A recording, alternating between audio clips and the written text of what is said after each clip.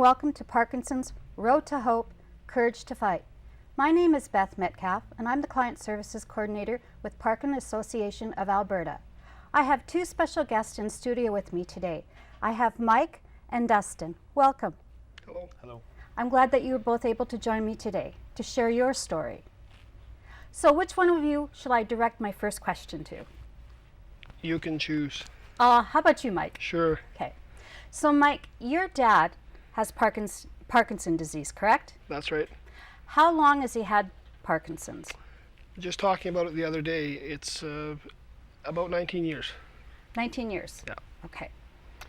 And when you found out that your dad had Parkinson's, what was your initial reaction? In the beginning, it didn't seem like a big deal. It was him. I was busy with my own things, going to school and different things. It's definitely something that you concern yourself with, but he was still normal, and it didn't seem like it was something that was going to be that big of a deal. But when you look forward now, it's like, wow. So from the initial onset of the disease to today, you've seen a great change in your dad. Absolutely. Okay. Dustin, what was your initial reaction? I was concerned that maybe, down the road I could get it, as I got older or something. Mm-hmm. I thought, is it something that's hereditary or something I need to be concerned about? So you were sort of questioning. I had questioned it once or twice, yeah. And what age were you when you found out your dad had? I was about 18 or 19. So almost out of high school. Yes. Okay. So up until that time, you and your dad, you guys did stuff together, right? You didn't notice any changes in him or differences, or was he still working at the time? Yes. Yeah, he worked a lot longer than a lot of people expected him to. You could always rely on him to give you a hand. We're a very handy family. We do a lot of renovations and yard projects and things, and he was always there. And as it got progressive, and if you look at it today, I don't want to say that I don't want his help, but sometimes helping seems like it's a little more than he can do.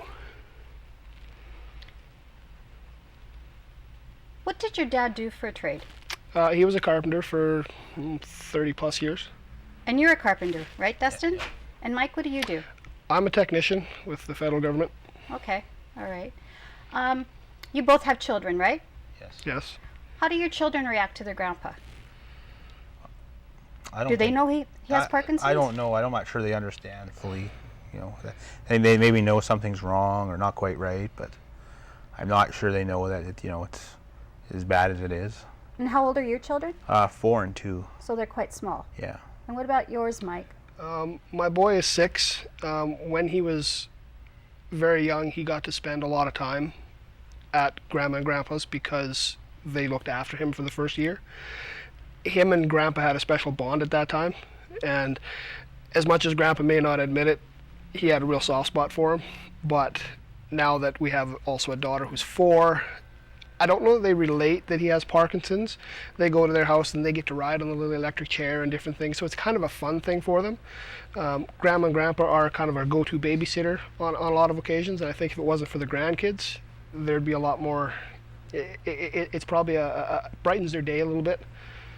Okay. Something to look forward to for them.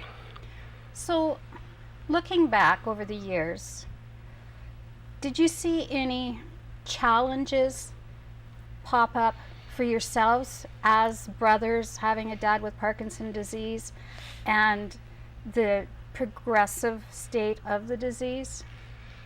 Challenges for ourselves, I wouldn't say, but watching him struggle through some of his challenges, wanting to help and not knowing what to do, or him, I don't want to say he didn't accept the help, but you weren't sure if it was welcome or not. If he would stumble, you want to go to help him stand up, but he'd often say, I can do it myself. Now his speech is getting a little more difficult to understand. You have to ask to repeat himself so often, and it's hard to do because you don't want to offend them. But at the same time, I've grown up with this man. I've listened to him, and a progression, and I have a difficult time sometimes. I can't imagine how strangers feel. What about you, Dustin? The first thing I noticed was he couldn't do his buttons up one day on his shirt, and he got pretty frustrated, and just you you think you should maybe help him, but you know, he still was determined to do it himself, and you know, that for me was it was one of the first times I noticed him really having trouble with anything, you know, or something simple as like cutting his food on his plate. You know, I noticed that one time too. It kind of struck me as well. You know. You mentioned when we started today's show that you were kind of concerned and a bit fearful that it might be hereditary. Do you still have that fear, or have you done research and not? Well, my wife has said that it's nothing to worry about, but you never know. I don't know. I haven't done a whole lot of research on if it is or isn't, so I don't know.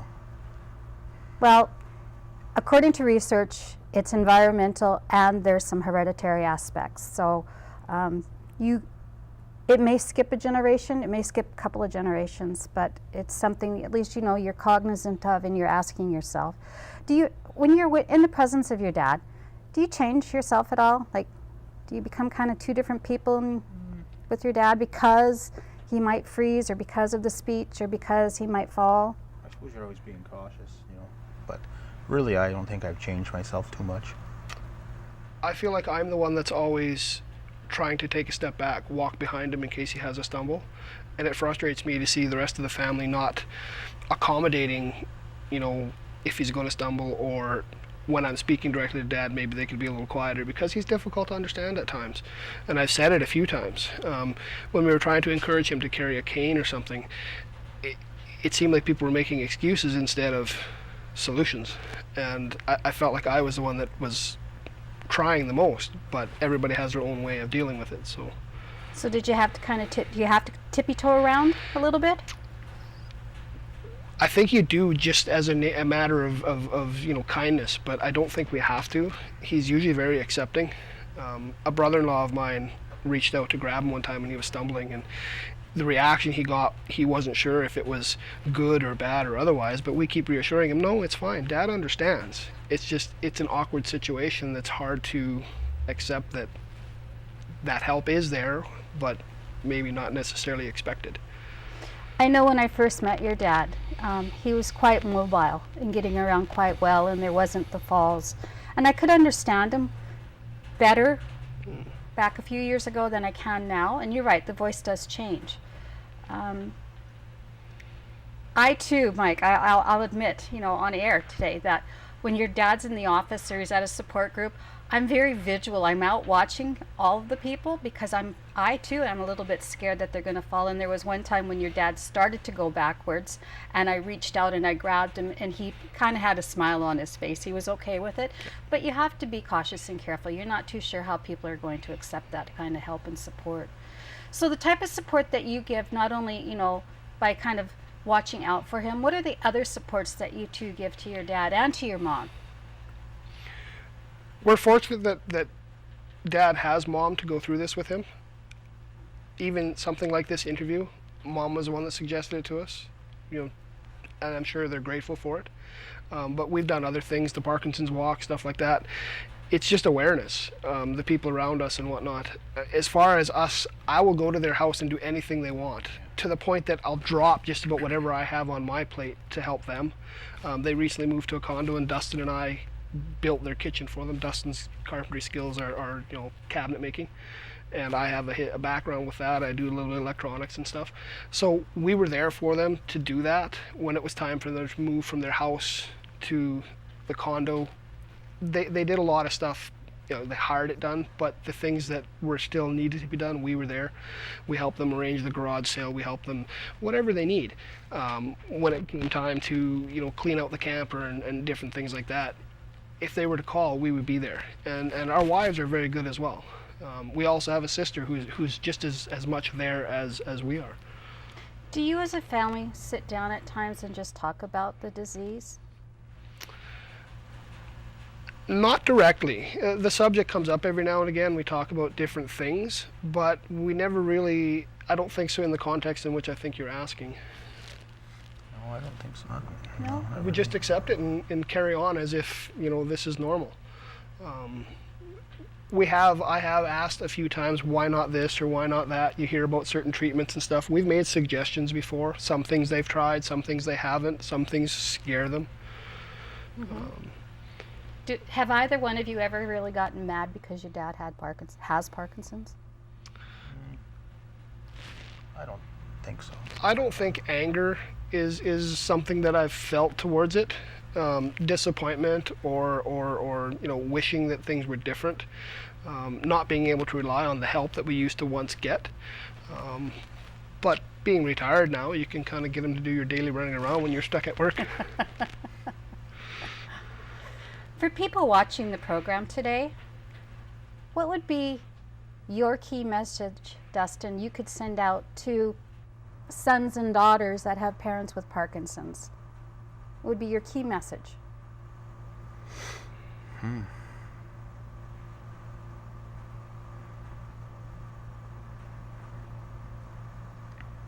don't know. How about you, Mike? I would probably tell anybody, don't be afraid. It's going to be there. It is what it is, and continue on as if nothing was wrong, because you don't know how things can change over time, and you want to enjoy the best you can while you can. Thank you. You mentioned your wives are very supportive. What types of support do they offer your parents? Probably the traditional side of when we have a family affair, function, Christmas, Easter, that sort of thing. My wife will jump right in and help with the cooking or the cleaning up afterwards, or their understanding to allow me, and I think his wife is the same, to go and help when we need to tear ourselves away from our family and our kids to go and do a project. Dad was recently complaining that hanging a picture takes a half a day. Well, I can go there and be done in 10 minutes. He tries still, which is good, but he's starting to realize that asking for help is inevitable, and I've done as simple things as fixing a toilet, hanging closet doors, pictures. Just the other day I helped them change a light bulb, and they're starting to realize that that's not a bad thing to have to ask for help. In the time that your dad has had Parkinson's,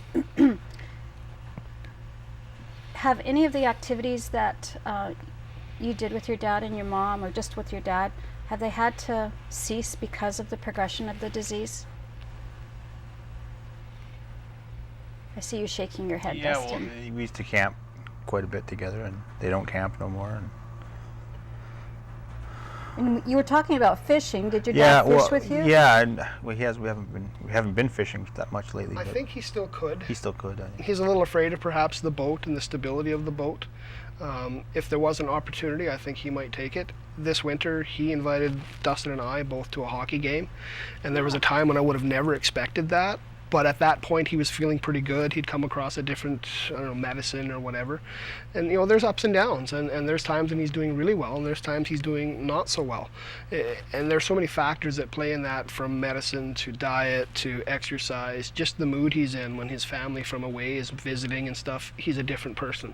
And there's frustration that goes with it. I think we said earlier that we were a very handy family. Dad was a carpenter. You could rely on him to come and show you how to do something or help you do it. And that's pretty much come to an end, especially if it involves like ladders or up on a roof or something. He'll come and spectate, but he's not getting his hands dirty the way he used to. Have you seen your dad become a little bit more isolated? Yes, very much so. I've noticed. Especially because I think the speech holds him back from really getting involved. And he spends a lot more time at home with nothing to do. We've heard friends of the family saying it's a shame, or it's so sad, or they'd love to visit more, but it's so difficult to hear. And personally, I feel bad asking, could you say that again? And sometimes more than once. So, like I said, other people who aren't as close as we are, I can see that being, it's frustrating. But there are tools out there for your dad, and those tools have been brought to his attention, for voice amplification, so that people can maybe hear him, understand him a little bit better. But sometimes I think the person that has the disease is quite embarrassed when they have to start using external types of tools. And I think your dad is a very what do I want to say? proud. private person. He's very proud, and having to step back and ask for that help. The voice amplification, it's funny you should mention that, because it was probably 6 months ago or so, they asked me if I could help them get one. There's a really good one that's only available in the UK, and through some of my connections I might be able to manage to get him one. Another friend of his who has Parkinson's as well would like one as well, so we want to get a pair of them. But I don't want to say that I forgot about it, but it hasn't been a priority of mine, and it probably should be. Well, I can lead you in a direction for a local if that's an option for you as well. Well, that's very possible. I'd have to ask them if they're aware of the local. I'm sure that you or your connections have probably spoken to them, but they had a particular one that they wanted me to investigate, and I have to admit that I ran into some difficulties getting it and sort of pushed it onto the back burner. Mm-hmm. When your parents come to their support groups, do they come back, and when you kind of get together, do they ever mention about some of the things that they learned in the support groups, or the exchange and the information sharing that's helping them get through day-to-day and manage day-to-day living? Sometimes, yeah. The knowledge that I have of the disease mostly comes from them, things they've told me. I can't say as I've done a lot of personal research other than, common knowledge. Different things like the progressions of Dad, like when he was stumbling and stuff, we didn't understand that, but Mom would explain that this is a fairly normal thing at this stage. And the fortunate side of being a very slow progressing for Dad, other people are much quicker. If it wasn't for them getting that feedback, we wouldn't have that knowledge either. Mm-hmm.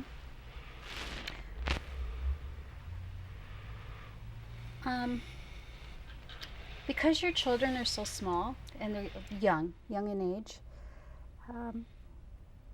when they were babies, were you a little bit scared when Dad picked baby up and was walking with it or rocking it? No, not really, no. I don't think so. Some of the worst progressions of his situation happened in the last few years. So when the kids were extremely young, it wasn't as big of a concern as it is now. No? Yeah, the last 2 or 3 years have been by far the worst. What about driving? That's something that Mom is more scared of than we are. She doesn't like it when we give them too many tasks to do that involve driving. They gave up their travel trailer a couple of years ago, probably because of encouragement from Mom and different things. There is a fear in the back of your head that if he was to have a bad accident or something, that could come back and hurt, just because people would learn, oh, he's got Parkinson's, and that could be something they go after. It's definitely in the back of your head, but losing his driver's license would be a step backwards, I think. That's probably one of the last independent things he has left. You're shaking your head. You're agreeing with your brother? I would agree with that, yeah. Yeah? It is one of the difficult things, because when you lose that ability, then you really feel you've lost total independence. Yeah. So, are there times when you feel really kind of sad about Dad and his situation? Yeah, it's hard to see the decline. And when you see him give up or make some of the comments that he's made about his frustrations, you know that that's almost a end of his rope moment, and he's actually stepped out of the scene for a few minutes and had to collect himself and come back. It doesn't happen often, but those are when I feel the worst. That's when you dig within yourself and say, gee whiz, what can I do? There has to be something. And the answer is, there really, as a person, all I can do is awareness and help. Mm-hmm. I'm not a doctor, I'm not an expert, I'm not a miracle worker. And your dad and your mom still come out to the Step and Stride walk. Yep. And this year it's our 5th anniversary, so we're going to kind of make it a big anniversary party. And it's always great to see him attend the walk. Yep. Because it has become more and more difficult for him over the past couple of years, as you both have said. And I know that you and your families have come too, which is nice to see. Because I think, down the road there's going to be that time when Dad's not going to be around anymore. And we want to still keep a connection with you and your families and your mom, because I think you are the champions, and you're also the advocates for people that have Parkinson's, because sometimes those individuals with Parkinson's don't know how to self-advocate. You know, they'll go to a doctor's appointment and they'll just listen to what the doctor says, but don't ask questions, or don't, you know, kind of have a bit of a professional debate, if you want to call it that. Do you feel like you're advocates for your parents and for your dad? Probably. I mean, the Parkinson's Walk is one of the things that we can actually do. We can do something. It might not directly support Dad, but it supports the whole society, the whole, you know, even the research of it all. And we did participate. Last year was my first year. My sister's children participated a few years back and did quite well with it. You know, it's something that I'll continue to do. Hopefully we get some decent weather this year. Last year Wasn't was it last cool. year terrible? Yes, I'm hoping for sunshine and not raindrops this year and wind. So, Dustin, are you going to come to the walk this year too? Yeah, Yeah, the whole family? yeah. That's great. That's really good. Well, you know, I don't really have any more questions that I'd like to ask you. Is there anything that you would like to just bring up? Because it's your life, it's your story. You're sharing your journey having a parent with Parkinson's disease. It is, and to me, we carry on as though this is the hand we're dealt, and we're accepting of that, because wishing it was different isn't going to make your hand any better. And Dustin?